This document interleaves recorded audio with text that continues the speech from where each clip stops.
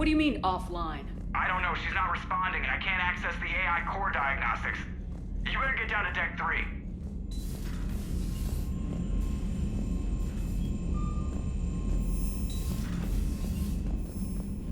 Commander, comm systems are going haywire. Whatever's happening is centered on Deck 3. See if you can get to EDI. I'll check the AI core.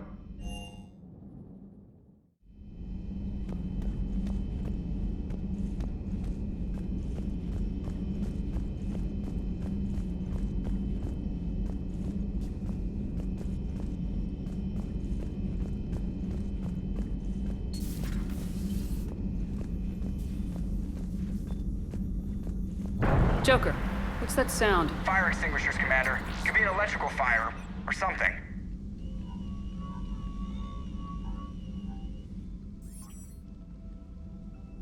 I'm going in.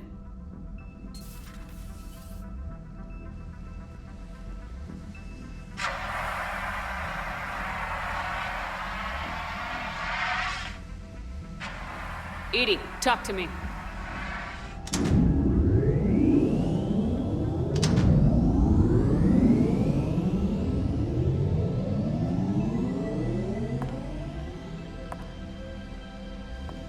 Is there a particular topic you wish to discuss, Shepard?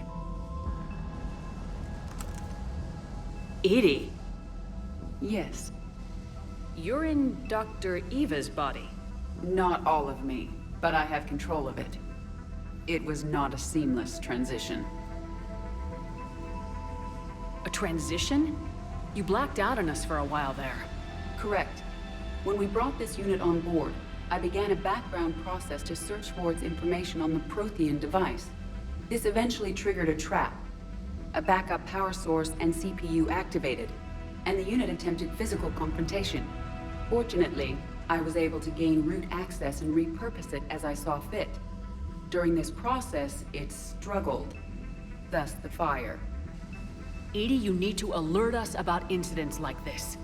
You shouldn't have done this alone. Bringing the crew up to speed would have been counterproductive.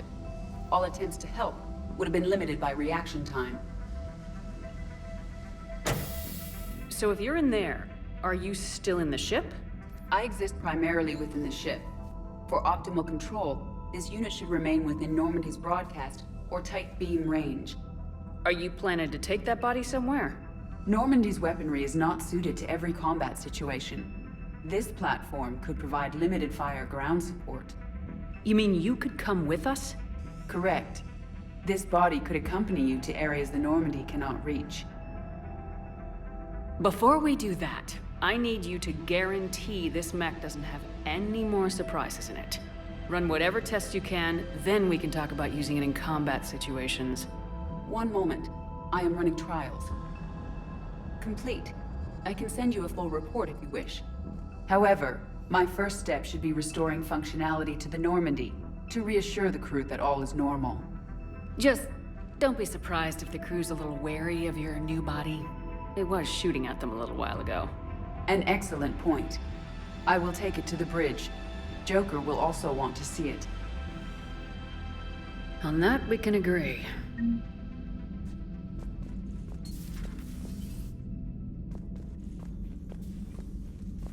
Was that EDI who just walked by? Yes, it was. Joker is going to have a field day with this.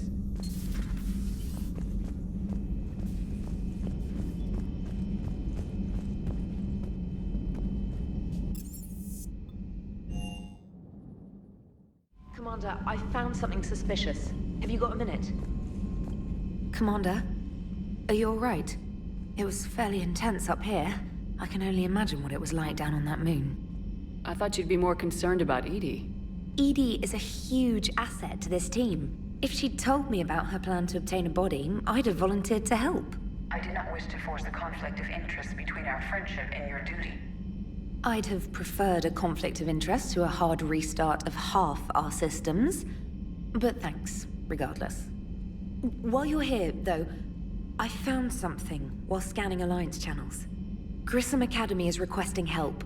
The Reaper invasion front will hit them soon. I thought the war would close most schools. Grissom Academy is more specialized than a normal school. It's home to some of the smartest students humanity has to offer.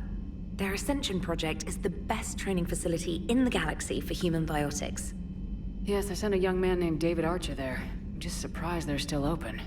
Some of their work has Alliance support. That might be why they stayed. What can we do?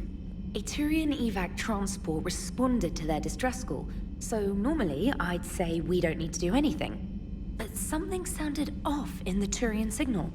I had EDI perform an analysis. It's fake. EDI thinks it's Cerberus. She said the fake Turian signal was similar to the one that lured you to a collector ship? Long story. In any event, whoever faked the signal wants us to think Grissom Academy's being evacuated. But I believe they're still in danger. Good catch. Maybe you belong here after all. If this really is Cerberus, hopefully this operation is something worth investigating. It could be simple disinformation. Trainer, good catch. Thank you, Commander.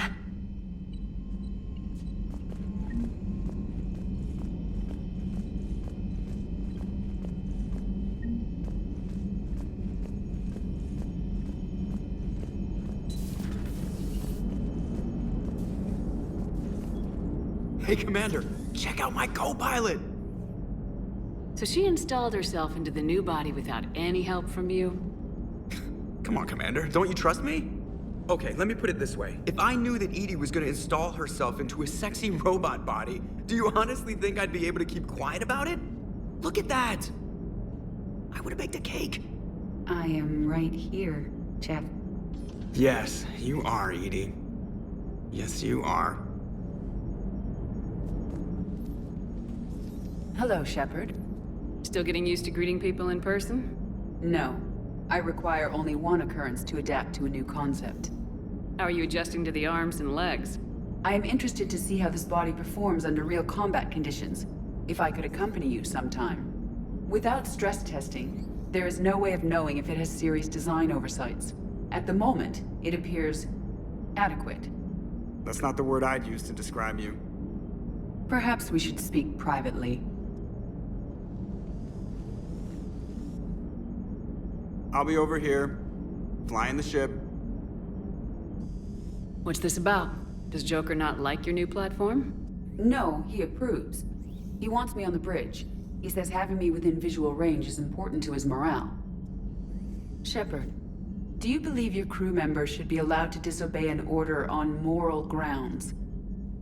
Absolutely. I have no use for team members who can't think for themselves. Why are you asking about something like that? I was designed by Cerberus. I do not take moral stances that conflict with orders from my executive officers. But when Jeff removed my AI shackles, I became capable of self-modifying my core programming. I asked Jeff if he thought I should change anything now that I can. He deflected the question with humor. And you didn't get an answer? Correct. He has repeated this pattern in response to several of my inquiries. Do you think I should make modifications? Only you can really answer that question. That's the point of free will. But moral decisions should not be made in a vacuum. If I do not ask the crew for their opinion, I could miss crucial context. May I ask you the questions Jeff avoids? When there is time, will you answer them for me? If you think it'll help, I'll do what I can. Very well. I will keep you informed.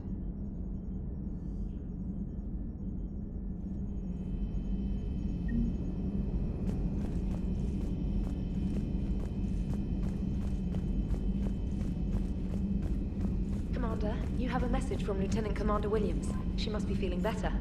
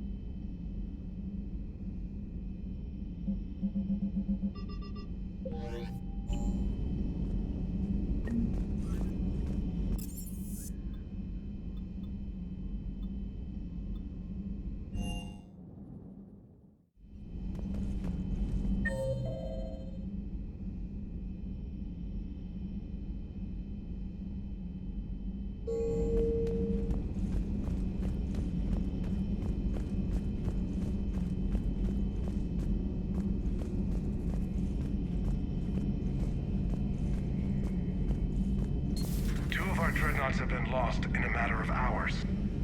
I know, Primarch. I'm seeing the same numbers myself. They don't look good. We have to turn this around, and fast. Garrus. Didn't waste any time getting to work, I see. After what I've been through lately, calibrating a giant gun is a vacation. Gives me something to focus on. We're gonna need you for more than your aim. Oh, I'm ready for it. But I'm pretty sure we'll still need giant guns. And lots of them. Sovereign didn't go down without a fight. I doubt 1,000 more of his friends will be any different. Still not convinced I should have left Palaven behind. There was a boy back on Earth. Couldn't have been more than 6 or 7. I watched him die as the Normandy escaped the attack. Somehow I'm still alive. And he's not. Being right about the Reapers has never felt much like a victory, has it? We both knew this fight would be tough. Damned if the Reapers haven't delivered. At least my government listened to me. Or pretended to. They finally gave me a task force as a token to shut me up. So, you're their expert advisor now? Just followed your example, Shepard. Yell loud enough and someone will eventually come over to see what all the fuss is about. Not that they'll actually do anything about it. Until hell shows up at their door. Then they put you in charge. Not like the old days, is it? Rogue Spectre and C-Sec agents running and gunning outside the lines, making it up as we went along. We're actually respectable now. Yeah. I have a feeling that respect comes with a lot of sleepless nights. I can't even count how many lives are depending on us, Garrus. Well, when things are looking grim, and I'm pretty sure they will, just remember, a certain Turian friend of yours isn't sleeping any better, and he'd be more than happy to meet you at the bar and drink you under the table. Something else you want to talk about? You mentioned you still had family on Palaven. My father is there. Sister, too. How long's it been since you heard from them? Long enough to be worried. I'm sure they're okay. That's the thing about getting old, Shepard. The platitudes get just as old. Pretty soon, blind hope is all we'll have left. And I hate being blind. I know you don't have any illusions about what we're up against, Garrus.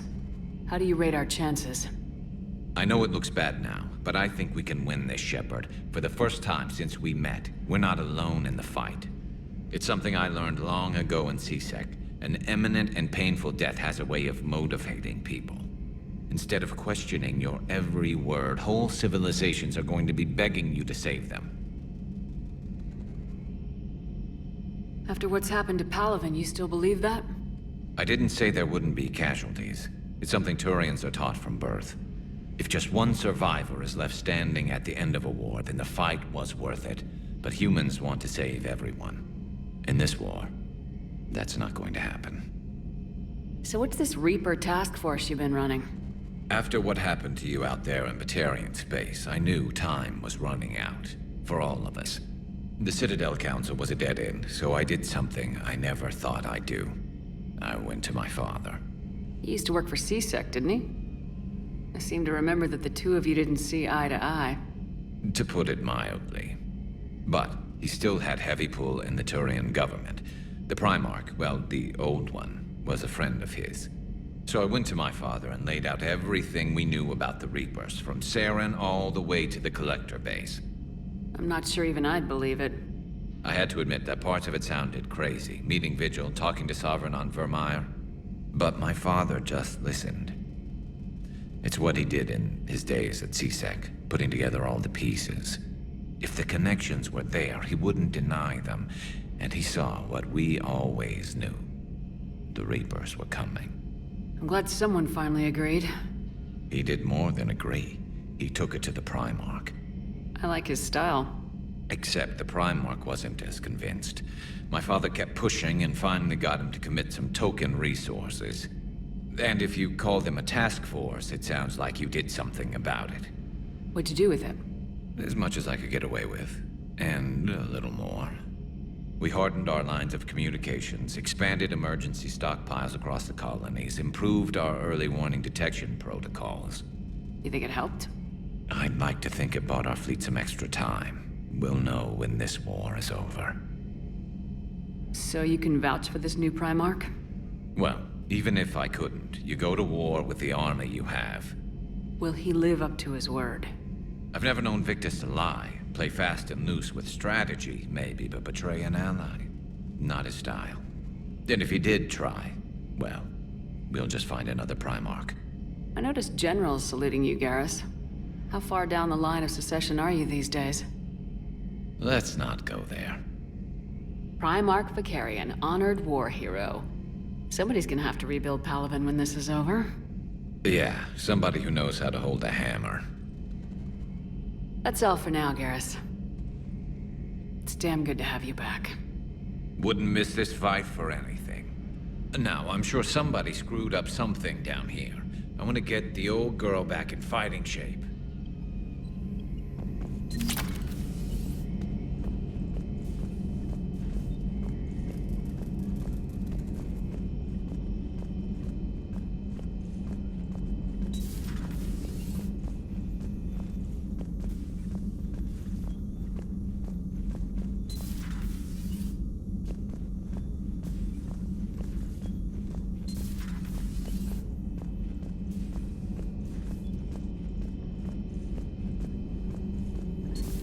You're positive you don't want to come over and talk? No, the gun battery is nice and quiet. If I throw down some rugs, it'll get downright cozy. Garrus? I'll be fine, Liara. Just gathering some thoughts. All right.